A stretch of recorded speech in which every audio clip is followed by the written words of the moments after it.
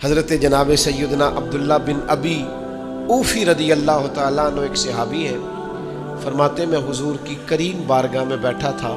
یہ وہ نور بڑا زمانہ تھا جب ہم سارے مل مل کے جلوہ والضحیٰ کی زیارت کیا کرتے تھے۔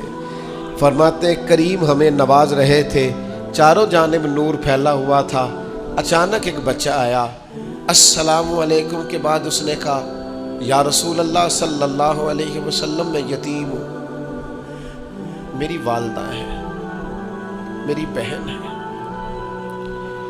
باپ کے جانے کے بعد بھائی بھائی ہونا نرے پھر بھی کام چل جاتا ہے، لیکن اگر ساتھ کسی کو بہنوں کو ساتھ لے کے چلنا پڑے اور گھر میں بیٹیاں ہوں تو باپ کی غیر موجودگی میں بیٹیوں کو اور بہنوں کو لے کے چلنا اور ماں کو لے کے چلنا بڑی سخت دھوپ میں کھڑا ہو جاتا ہے۔ کئی دفعہ وہ بیٹا جس کے ذمہ یہ ڈیوٹی لگ جاتی ہے، اس کی اپنی ساری زندگی کئی دفعہ تھکاوٹوں کی نظر ہو جاتی ہے اور وہ چلا رہتا ہے۔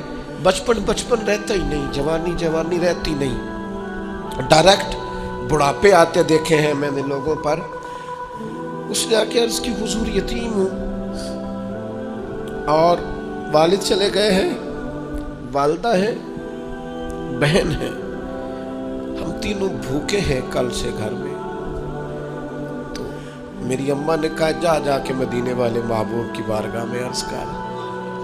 تو حضور کچھ فرمائے، کریم نے فرمایا ہمارے گھر جا۔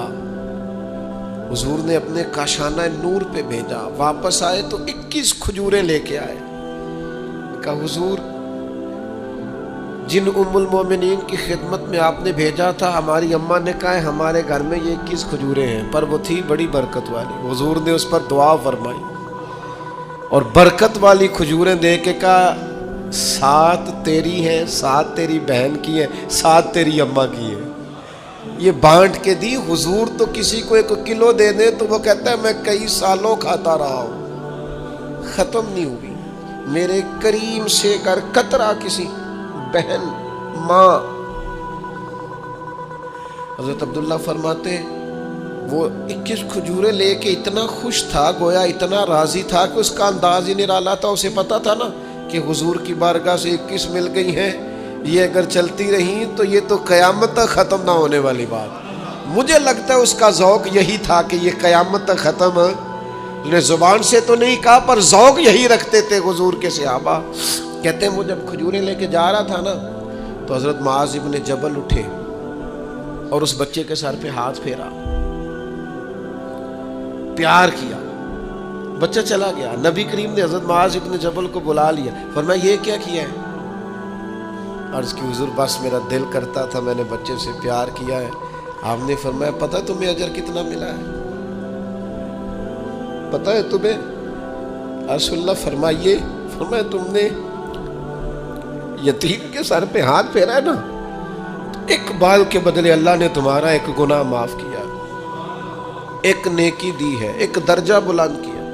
اور جتنے بال تمہارے ہاتھ کے نیچے آئے ہیں، ہر بال کے بدلے گناہ بھی معاف ہوتا رہا ہے، نیکی بھی ملتی رہی ہے، اللہ درجے بھی بلند فرماتا رہا۔ کبھی آپ صرف کہہ دیں نا میرا رب میرے ساتھ ہے، اس لفظ میں اتنی طاقت ہے کہ دشمن ویسے زیر ہو جاتا ہے۔ زندگی میں کسی سے بھی لڑائی ہو، اچھی طرح سوچ لیں کہ اللہ اس طرف ہے یا اس طرف ہے۔